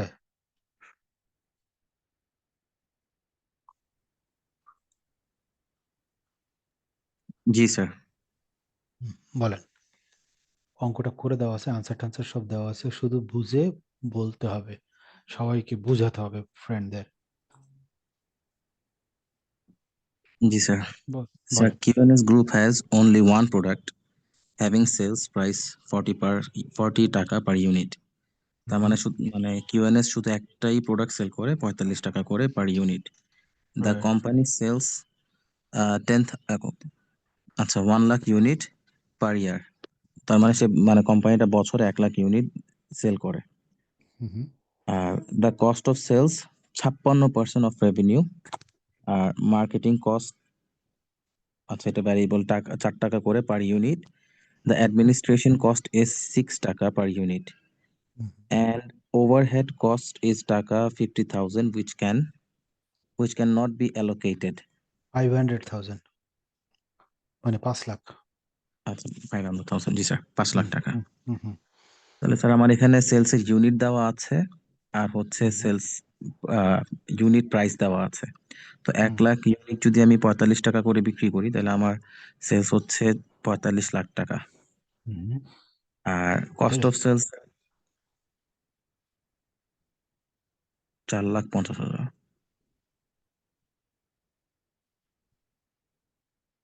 স্যার আমি শুনতে পাচ্ছি, মানে স্যার আমি ঠিক হুম, আছি আমি কি? আমি শুনতে পাচ্ছি। আগান, আগান। জি স্যার, কস্ট অফ তাহলে সেলস হচ্ছে স্যার 56%। তার মানে আমার 45 লাখ টাকার 56% আসে হচ্ছে 25,20,000। হুম, রাইট, যদি আমি ডিরেক্ট মাল্টিপ্লাই করি, যেহেতু এটা মার্জিন, সো মানে সেলস থেকে মাইনাস করে দিলেই এটা আমার গ্রস প্রফিটটা চলে আসবে। রাইট। কস্ট প্রফিটের আগে আমার ভ্যারিয়েবল কস্ট আছে মার্কেটিং কস্ট 4 টাকা করে, হুম, হুম, যেটা কিনা আমার মানে 1 লাখ, যেহেতু আমার পার ইউনিট 4 টাকা, সেক্ষেত্রে আমার হুম, 1 লাখের সাথে আবার মাল্টিপ্লাই হচ্ছে 1 লাখ হুম, ইউনিটের সাথে। হুম। সো এই 4 লাখ টাকা বাদ দিলে আমার স্যার গ্রস প্রফিটটা আসতেছে কত টাকা? 15,80,000 টাকা। 15,80,000 টাকা। ফাইন। এখানে এই যে রেড কালারের ভেরিয়েবল করে দিয়েছি না, জি স্যার। এটা হচ্ছে দুইটা সিনারিওতে অঙ্কটা করানোর জন্য। হ্যাঁ, তো এখানে যে আনসারটা দেখছেন এটাকে ভেরিয়েবল না ধরে করা। আমি আপনাদেরকে স্যার ভ্যারিয়েবল ধরলে স্যার এটা কস্ট মানে গ্রস প্রফিটের সাথে চলে আসতো স্যার। এক্স্যাক্টলি, জি এক্স্যাক্টলি, স্যার। ভেরি গুড, মানে ভেরি ফিক্সড কস্ট গুড, হিসেবে ধরার কারণে এটা স্যার গ্রস প্রফিটের বাইরে চলে গেছে। Very good. মানে আমি ওইটাই বলি যে মানে ইউজ ইউর ব্রেন, দেখবেন সবকিছু ইয়া হয়ে গেছে। So, আমরা একটা একটা আগাই। প্রথমে ধরে নেই যে এই সাইডটা কাজ করি। আমরা দেখলাম সেলস কত পেয়েছেন? সেলস হচ্ছে 45 লাখ। হুম, জি স্যার। তাই তো? জি স্যার। সেলস হচ্ছে 45 লাখ। হুম, আচ্ছা, লেস কি হবে? Cost of less cost sales হচ্ছে কস্ট অফ সেলস কত? 25,20,000। 25,20,000। কেউ বুঝতে না পারলে জিজ্ঞাসা করেন। হ্যাঁ, সরি, 25,20,000, তাহলে মাইনাস করলে কত হয়? 19,80,000। 19,80,000। তাহলে এটা কি জিপি না? জি তাই স্যার। তো? এটা হচ্ছে জিপি। দেখেন প্রশ্নটা সলভ করা আছে, এই ওয়ার্ডটা রেড কালার করো তো, এটা আসতেছি।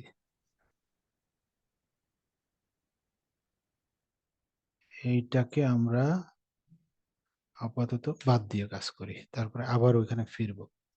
হ্যাঁ, 19,20,000 মিলছে। আচ্ছা, তাহলে জিপি বের হলো। জিপির পার্সেন্টেজ কত? 19,80,000 ডিভাইডেড বাই কি 45 লাখ। সেলস, জি এটা স্যার। কত আসে? কত আসে? জিপি পার্সেন্টেজ কত আসে? ক্যালকুলেটর আছে না কাছে? বলেছি 44% আসে। Yes sir. এইটা 100% ডিভাইডেড বাই থেকে এটা, 56% বাদ দিলে 44ই থাকবে। তাহলে এটা মিলছে, এটা মিলল। নেট প্রফিট কি হবে? এখান থেকে কি মাইনাস করব? এখান থেকে মাইনাস করব মার্কেটিং কস্ট 4 টাকা করে। কতবার যাবে? 4 লাখ। 4 লাখ বাদ যাবে, 4 লাখ বাদ যাবে। অ্যাডমিন কস্ট 6 টাকা করে, কত বাদ যাবে? 6 লাখ। তাহলে বাদ দিলে কত হলো? 9,80,000।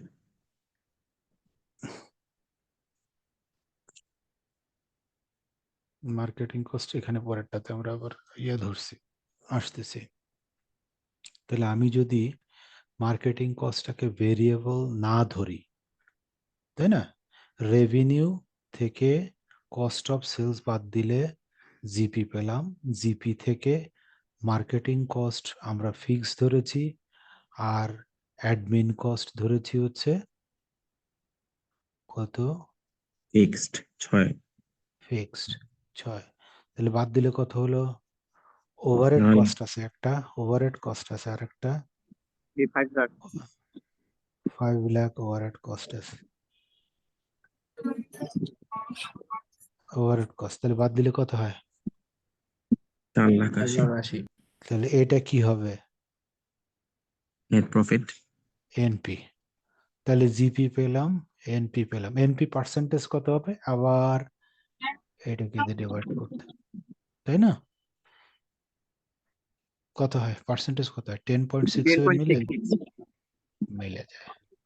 তাহলে আমরা জিপি ধরলাম। এখন এটা হচ্ছে মেইন প্রশ্নের সলিউশন। এবার আমি যদি আপনাকে বলি, এখন এ পর্যন্ত কি বুঝতে পারছেন সবাই? আমি সেটা বলছি, এ পর্যন্ত কি সবাই বুঝে গেছে? জি স্যার। Yes sir. বোঝা গেছে, স্যার। বোঝা গেছে, very good.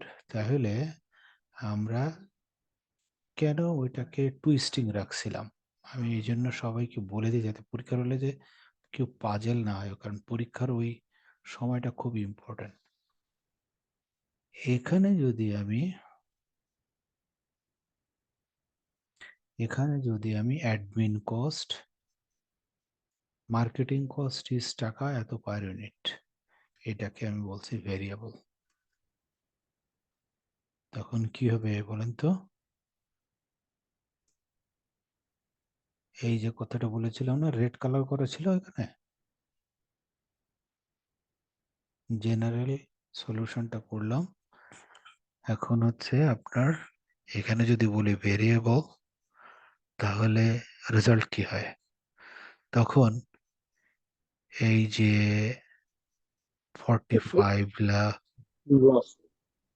45 lakh minus cost of sales কত ছিল? 25-20, 25-20 মাইনাস করেন, মানে 45 লাখ থেকে 25-20 মাইনাস করেন। আরেকটা জিনিস মাইনাস হবে কি? Marketing cost. Marketing cost. কারণ ওটা ভেরিয়েবল ধরে ফেলেছি, বুঝতে পারছেন? তখন দেখবেন এই যে, তখন এই পার্সেন্টেজটা চেঞ্জ হয়ে যাবে। এটা হচ্ছে সেকেন্ড অপশন, বোঝা গেছে এখন? তাহলে একটা ওয়ার্ড দিয়ে কেন এটা করানোর উদ্দেশ্য হচ্ছে এটা, আপনাকে এতটাই মনোযোগ দিয়ে পড়তে হবে যে একটা ওয়ার্ড থাকলেই রেজাল্ট চেঞ্জ হয়ে গেল, পার্সেন্টেজ চেঞ্জ হয়ে গেল। সব পার্সেন্টেজ গুলো কিন্তু তখন কম বেশি চেঞ্জ হয়ে যাবে। জিপি ঠিক থাকবে, এটা ঠিক থাকবে, তখন হয়ে যাবে এটা আগেরটা, এটা তো আগেরটা, আর তখন জিপি হয়ে যাবে 35%, কারণ ডাইরেক্ট কস্ট হিসেবে চলে আসছে। তার মানে কি revenue minus all direct cost.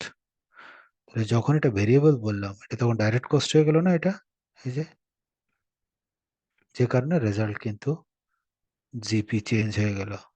এই ভেরিয়েবল শব্দটা থাকার কারণে আমি এটাকে ডাইরেক্ট কস্ট হিসেবে কনসিডার করেছি, হোয়ারেজ আগে এটা ইনডাইরেক্ট কস্ট হিসেবে কনসিডার করেছিলাম। বোঝা গেছে? জি স্যার। Yes sir. তাহলে টুইস্টিংটা কি, এখানে কিন্তু একটার ভিতর দুই ধরনের অঙ্ক করে ফেললাম, সাথে আমরা জিপি বের করা, এনপি বের করা, জিপি পার্সেন্টেজ, এনপি পার্সেন্টেজ বের করে ফেললাম, এবং এখানে এনপি পার্সেন্টেজটা বের করে ফেলছি। এই প্রশ্ন থেকে আমি যদি আপনাদেরকে বলি থার্ড ওয়ান কি ছিল, মার্কআপ, এটা বের করতে যদি বলি কি হবে তখন, মার্কআপ মানে কি ছিল, cost of goods sold divided by gross profit divide by cost of COGS উপরে কি জিপি, না তাই তো? মনে নাই কি ছিল? Gross profit over cost of goods sold. এই স্যার। ঠিক আছে, তাহলে আমরা এখানে মার্কআপ সমান কি, COGS divided by cost of by GP divided by cost of goods. GP কত পাই, যে পদ্ধতিতেই বের করেন না কেন জিপি পাবেন। কস্ট অফ গুডস সোল্ড কোনটা, যদি এইটা হয় কস্ট অফ গুডস সোল্ড প্রথম অপশনে, তাহলে জিপি ডিভাইডেড বাই এটা। কিছু বোঝা গেল? Yes sir. ভেরি ইজি, এটুকু মনে থাকলে ভেরি ইজি, তখন আপনি নিজে বের করে ফেলতে পারবেন। সেকেন্ড অপশনে হলে total cost of goods sold, তখন কস্ট অফ গুডস সোল্ড কত হবে, এই দুইটা সামেশন, যদি ওটাকে ভেরিয়েবল ধরি। বোঝা গেছে? হুম, জি স্যার। কি? আচ্ছা, এ পর্যন্ত কারো কোনো কোশ্চেন আছে?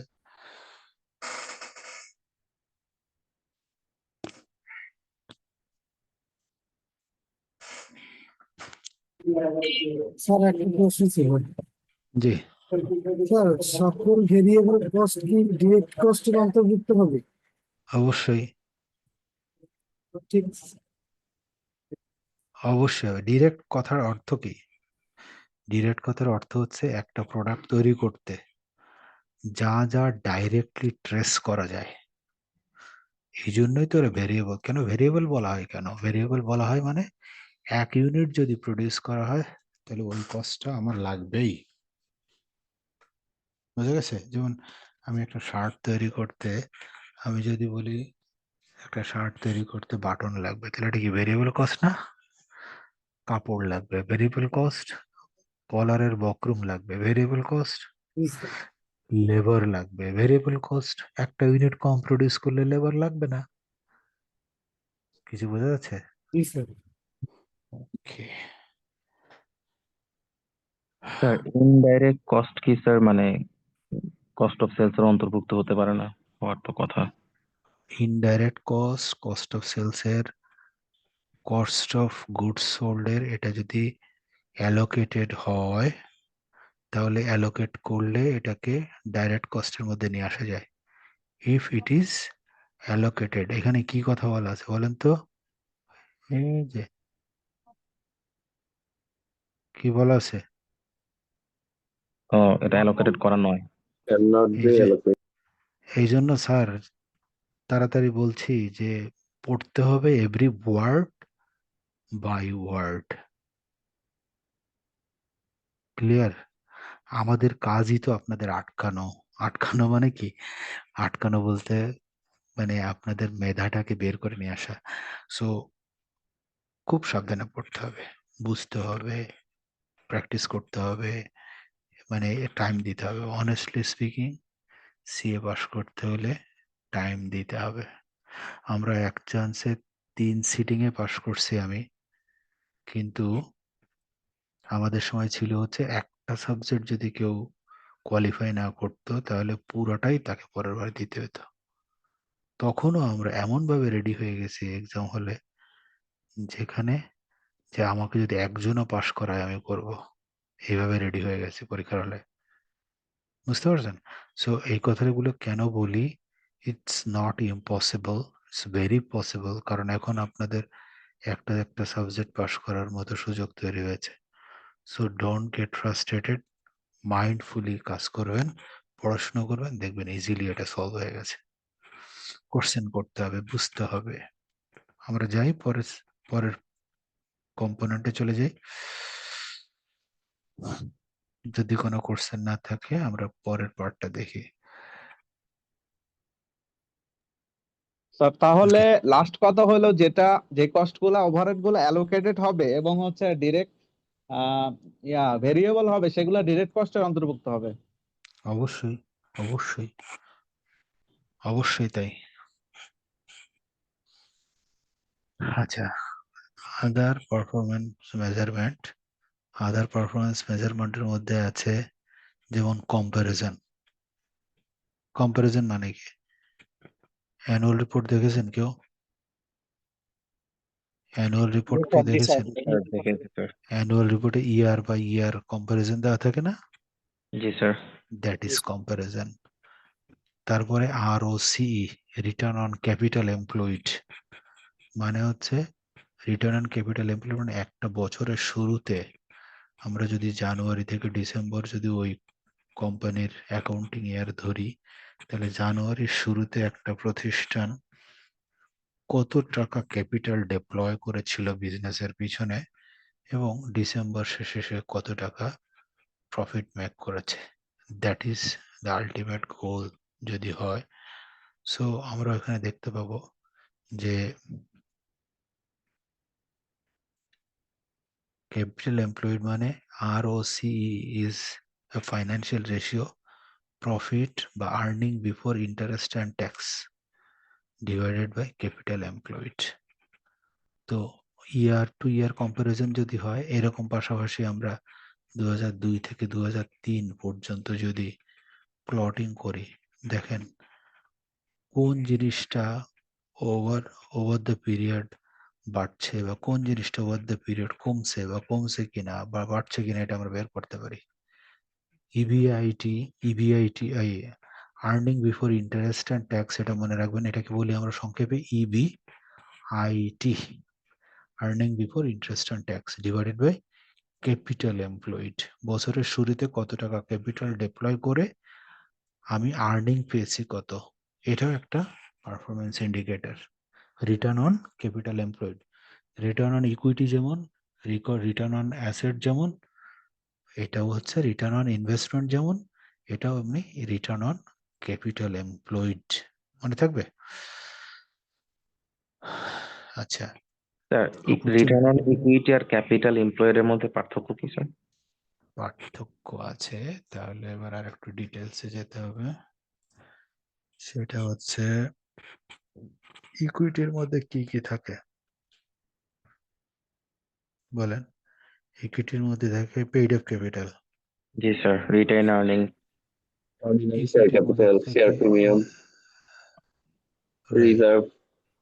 শেয়ার প্রিমিয়াম, এরকম আরো অনেকগুলো কম্পোনেন্ট মিলে কি হয়? ইকুইটির পোর্শনটা স্যার তৈরি হয়। ইকুইটি হয়, ইকুইটি হয়। এর বাইরে এমন কিছু কিছু ফাইন্যান্সিয়াল সাপোর্ট রয়েছে যেগুলো ক্যাপিটাল নয় কিন্তু ক্যাপিটালের মতো, যেমন প্রিফারেন্স শেয়ার। ঠিক আছে? তো যখন এটা যদি ইকুইটি হয় তাহলে ক্যাপিটাল এমপ্লয়েড হবে ইকুইটি প্লাস এই একটা কম্পোনেন্ট। কিছু বোঝা গেল? আবার এমন হতে পারে বন্ড ইস্যু স্যার, তাহলে এটা কি ক্যাপিটাল এমপ্লয়েড ইয়াতে পড়বে? কোনটা? Bond issue sir, bond issue. না, ওই আসতেছি। বন্ডের আবার শর্ট টার্ম বন্ড হলে হবে না। ধরেন আপনি বন্ড ইস্যু করেছেন মোর দ্যান 5 ইয়ার্স বা 10 ইয়ার্স বা 20 ইয়ার্স বন্ড আছে, এই জাতীয় বন্ডগুলোকে আমরা এই ক্যাপিটাল এমপ্লয়েডের মধ্যে নিয়ে আসি, কারণ এটাও কিছুটা ক্যাপিটাল নয়, ইকুইটি নয়, কিন্তু ক্যাপিটালের মতোই, কারণ ওই টাকাটাই তো বিজনেসে রান করে খাটানো হয়েছে। এই কারণে খেয়াল করেন, এই যে return on earning before before interest and tax মানে কি, ইন্টারেস্টের আগে, অর্থাৎ ইন্টারেস্ট বিয়ারিং যে লং টার্ম আইটেমগুলো রয়েছে, যেমন লঙ্গার টার্ম বন্ড, লঙ্গার টার্ম প্রিফারেন্স শেয়ার, এগুলোও ক্যাপিটাল এমপ্লয়েডের মধ্যে চলে আসে। কারণ আমি উপরে ফেলছি কি, earning before interest and tax. তো ইন্টারেস্ট অ্যান্ড ট্যাক্স বাদ দিয়ে যে আর্নিংটা, ওইটাই তো আসলে ক্যাপিটাল এমপ্লয়েডের আর্নিং। ওখান থেকে আমি বাদ দিব এই যে লঙ্গার টার্ম প্রিফারেন্স শেয়ারের ডিভিডেন্ড বা ইন্টারেস্ট কত যাচ্ছে, তারপরে বন্ডের টাকা কত যাচ্ছে, যাওয়ার পরে যা থাকে তখন বের হবে এনপি। এনপি, এখান থেকে ইন্টারেস্ট আর ট্যাক্স বাদ দিলে কি থাকে? এনপি থাকে না? এনপি ডিভাইডেড বাই তখন আসবে ইকুইটি। তার মানে দুইটার মধ্যে পার্থক্য কি? Equity is more solid measurement from the perspective of owners, কারণ equity is the ultimate claimer কে, ইকুইটির আলটিমেট ক্লেইমার কে? ইকুইটির shareholder. Ultimate shareholder. তাহলে ওখানকার ওইটার রিটার্নটা আমরা বলছি it is more specific measurement of earnings, net profit divided by equity, যেমন আর ও ই। কিন্তু যখনই আর ও সিই বলছি, তখন ওই রিটার্ন অন ক্যাপিটাল এমপ্লয়েড এর মধ্যে আরো লঙ্গার টার্ম ইন্টারেস্ট বিয়ারিং ক্যাপিটালের মতোই ফাইন্যান্স গুলো চলে আসে। ক্লিয়ার? জি sir, thank you sir. Okay, আমরা যাই পরের অপরচুনিটি কস্ট। এগুলো আর বলছি না, এটা আমরা অলরেডি ডিসকাস করেছি, তাই না? What is opportunity cost? মনে রাখতে হবে একটা line, sacrificing next best alternative. যদি আমি ব্যাংকে 10% ইন্টারেস্টের সুযোগ পাই, যদি আমি বন্ডে 9%-এর ইন্টারেস্টের সুযোগ পাই, যদি আমি টি বিলে 8%-এর সুযোগ পাই, তাহলে আমার কাছে আছে 10 লাখ টাকা। আমি 10 লাখ টাকা ধরেন সিলেক্ট করলাম, ব্যাংকে এফডিআর রাখলাম। তাহলে ব্যাংকে এফডিআর রাখলে আমার অপরচুনিটি কস্ট কত? 10% আমি ইন্টারেস্ট সিলেক্ট করলাম, তাহলে অপরচুনিটি কস্ট হচ্ছে এটা, নেক্সট বেস্ট অল্টারনেটিভ। এটা কিন্তু না, নেক্সট বেস্ট অল্টারনেটিভ, অর্থাৎ আমার সিলেক্টেড অপরচুনিটি অফ ইনভেস্টমেন্টের মধ্যে আমি যেটা চুজ করেছি তার নেক্সট বেস্ট অল্টারনেটিভটাই হচ্ছে আমার অপরচুনিটি কস্ট। কিছু বোঝা গেছে? জি স্যার। ওকে,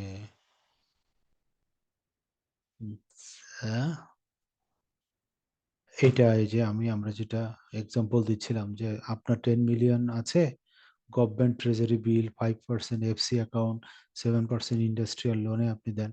তো আপনি গভর্নমেন্ট ট্রেজারি বিল কিনতে চাইলেন, তাহলে আপনার অপরচুনিটি কস্ট কোনটা, 5 না 7? 7%, ঠিক না?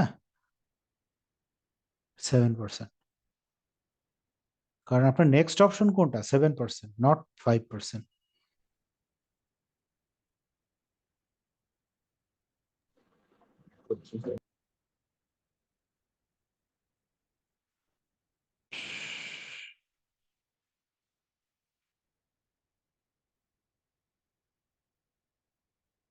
কেপিআই এখানে রয়েছে। কেপিআই অলরেডি আমরা কথা বলেছি, এটা কথা বলি, কেপিআই কথা বলি, তারপর আমরা আজকে ক্লাস শেষ করি। সেটা হচ্ছে CSF, critical success factor. What is critical success factor? Critical success ফ্যাক্টরের নামের মধ্যেই বলা আছে ক্রিটিক্যালি সাকসেস ইন্ডিকেট করে, অর্থাৎ কোম্পানিতে সাকসেসফুল হওয়ার জন্য কোন কোন ফাংশন ভেরি ক্রিটিক্যাল। ক্রিটিক্যাল মানে কি? এখানে ক্রিটিক্যাল মানে নেগেটিভ নয়, ইম্পর্টেন্ট। এখানে ক্রিটিক্যাল শব্দটা মেজার করেছে ইম্পর্টেন্সকে, অর্থাৎ একটা প্রতিষ্ঠানে যদি 10টা ডিপার্টমেন্ট থাকে, 15টা ডিপার্টমেন্ট থাকে, which departments, which areas R critically important. যেমন ফাইন্যান্স ডিপার্টমেন্ট, বিজনেস খুব ভালো, ফাইন্যান্স ডিপার্টমেন্টে ওলট পালট ঘাপলা আছে, টাকা পয়সা সরে যায়, এখান থেকে ওখানে যায়, that is a danger for the company. So it is critically important factor. আমি একটা ম্যানুফ্যাকচারিং এর জব করি, আমার ম্যানুফ্যাকচারিং এর production department is very critical. আমি একটা সার্ভিস ওরিয়েন্টেড কোম্পানিতে কাজ করি, আমার কোয়ালিটি অফ সার্ভিস প্রোভাইডার, যেমন ডক্টরস, তো হসপিটালের ক্ষেত্রে ডক্টরস ইউনিট বা doctors department is very important. আমি কল সেন্টারে বিজনেস করি, তাহলে আমার man power set up very important. তাহলে যে বিজনেসের যে সমস্ত কাজগুলো না থাকলে ওই কোম্পানির পারফরমেন্স ড্রপ করে, সেগুলো হচ্ছে ওই কোম্পানির জন্য ক্রিটিক্যালি সাকসেস ফ্যাক্টর। অর্থাৎ সাকসেসফুল হওয়ার জন্য ওই কোম্পানির জন্য এই ফ্যাক্টরগুলো ভেরি ক্রিটিক্যাল। আন্ডারস্টুড? যেমন ক্রিটিক্যাল সাকসেস ফ্যাক্টর অনেক হইতে পারে, এখানে কিছু এক্সাম্পল দিলাম। যেমন strong political and administrative leadership, এটা একটা ক্রিটিক্যাল সাকসেস ফ্যাক্টর। তার মানে যেমন আপনি খেয়াল করেন আজকে বেক্সিমকো যে জায়গায় এখন দাঁড়িয়েছে, তারা কখনোই ওই জায়গাগুলোতে কাজই করে নাই। যে যদি পরিবর্তিত পরিস্থিতিতে আমাদের এই ক্রিটিক্যাল ইস্যু হয়ে যায় তাহলে কি হবে। সো বেক্সিমকোর ক্ষেত্রে এটা একটা ক্রিটিক্যাল সাকসেস ফ্যাক্টর ছিল, but now it is fail. Availability of fund and human resources, এটা অলরেডি কথা বলেছি। Clearly identified goals and benefit, আপনি ব্যবসা করেন কিন্তু আপনি জানেন না কি করবেন, তাহলে নোকিয়ার মতো হবে না আপনার অবস্থা। একসময় নোকিয়া ছাড়া সারা পৃথিবীর মানুষ কিছু বুঝতো না, আর এখন নোকিয়াই কি জিনিস এটা বুঝে না। বুঝতে পারছেন? So everything is depending on the business strategy. KPI আমরা অলরেডি নিয়ে আলাপ করছি। কেপিআই ইজ দ্য কি performance indicator which can measure the performance of individual person, individual department, individual functional unit, individual company, individual branch, individual location, profitability, etc. So even individual machinery also, যে কোন মেশিনারির KPI ভালো এটাও বের করা সম্ভব। So KPI is such an important thing, যেটা প্রত্যেকটা সিএফওদেরকে very very closely এটা জানতে হয়, মানতে হয় এবং কাজ করতে হয় প্র্যাকটিক্যাল লাইফে, রাইট? সো কেপিআই এর ক্ষেত্রে একটা ইম্পর্টেন্ট বিষয় মনে রাখতে হবে, সেটা হচ্ছে বেঞ্চমার্কিং। তো কথা হচ্ছে কেপিআই এর জন্য আমি কিভাবে কেপিআই সেট করব? মানুষের চাওয়ার তো কোনো শেষ নাই। এখন আমার ডিরেক্টররা বলল যে সিএফও সাহেব এবছর আপনি বাজেট করেন 500% গ্রোথ, তখন আপনি কি করবেন? জি sir, yes sir, no sir, very very good sir বলে বেরিয়ে আসবেন? নো, আপনাকে বলতে হবে যে স্যার কেপিআই এর মূল মোটো হচ্ছে keep touch with benchmarking performance. Benchmarking performance কোনটা? সে বাটা শু কোম্পানি বাংলাদেশ লিমিটেড, তাহলে বাটা শু সারা বিশ্বে সেলস গ্রোথ কত পার্সেন্ট? বাটা শুর সারা বিশ্বে সেলস গ্রোথ দেখা যাচ্ছে কোনো কান্ট্রিতে 5 থেকে 10%-এর উপরে যায় না সেলস গ্রোথ। ওরা হচ্ছে কচ্ছপের মতো একটু একটু একটু করে আগায়। সেখানে আমার বাটা শুর চেয়ারম্যান যদি বলে যে স্যার আমাকে এই সিওপো সাহেব আমাকে এবছর 300% গ্রোথ করে দেখাতে হবে, তখন আপনি চুপ করে বেরিয়ে আসবেন না, তখন আপনাকে বলতে হবে জি sir, we are making your target, but it is absolutely unachievable because benchmark is studying that benchmark performance is not more than 7% in Asianism. So আমি আপনি চাইলেও আপনাকে 300% প্রফিটেবিলিটি টার্গেট দিতে পারবো না। বোঝা গেছে? আচ্ছা, আরেকটা হচ্ছে কেপিআই আপনাকে সামটাইমস এমন পারফরমেন্স মানে ইন্ডিকেটর করা হতে পারে স্পেসিফিক ক্ষেত্রে যেটা আউট পারফর্ম দ্য রাইভালস। মানে কোনো রাইভালস তো বুঝেন, বিজনেস রাইভালস মানে ব্যবসায়িক শত্রু বা ব্যবসায়িক কম্পিটিটর। ব্যবসায়িক কম্পিটিটরকে যদি আমি out of the market crash out করতে চাই, কখনো কখনো এটা আন্ডার বেঞ্চমার্কিং করা বা ওভার বেঞ্চমার্কিং করা লাগতে পারে। যেমন চায়না কি করেছে 2024 সালে বিশ্বের সব থেকে বেশি একক কান্ট্রি হিসেবে সব থেকে বেশি পরিমাণ গাড়ি সেল করেছে। Can you imagine? যেখানে বড় বড় গাড়ি প্রডিউসারদের মধ্যে চায়নার নামই নাই, টয়োটা নাই, তারপর রেঞ্জ রোভার নাই, বিএমডাব্লিউ নাই, কোনোটাই নাই, কিন্তু China made their KPI, country KPI, two export the highest unit of car vehicle among all the civilised country. 200 কান্ট্রির মধ্যে চায়না 23 এবং 24 সব থেকে বেশি পরিমাণ গাড়ি সেলস গ্রোথ বাড়িয়েছে। That is out performing the rivals. অর্থাৎ চায়নার রাস্তায় কখনো আপনি ওই ইন্ডিয়ান রেঞ্জ রোভার দেখবেন না, কিংবা অরিজিনাল জার্মানি রেঞ্জ রোভার দেখবেন না।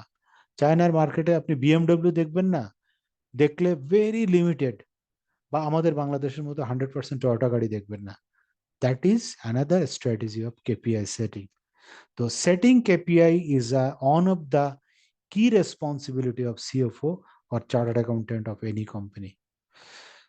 Understood? Any question? যদি কোনো question থাকে you can ask, otherwise we should close this class today. প্রশ্ন নাই।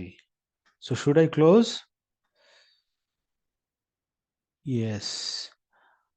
ঠিক আছে, সবাই টেক কেয়ার, ভালো থাকবেন। নেক্সট ক্লাসে কথা হবে অ্যাবাউট চ্যাপ্টার 3। হ্যাঁ, আর এই চ্যাপ্টার সবাইকে আজকে দেখলাম অনেকগুলো প্রশ্ন আসছে যে ফার্স্ট ক্লাসের ম্যাটেরিয়াল শেয়ার হয়েছে জি কিনা। স্যার, আমি দেওয়া হয়েছে স্যার। ক্লাস ক্যাপ্টেন দেওয়া হচ্ছে হয়েছে স্যার। লামিসা না, দিয়েছেন সবাইকে? জি স্যার, সবাইকে দেওয়া ওকে, হয়েছে। গুড। তাহলে সবাই পড়বেন, যদি কোনো কোশ্চেন থাকে will discuss, otherwise will start next chapter 3. So take care, হ্যাঁ, বাই বাই।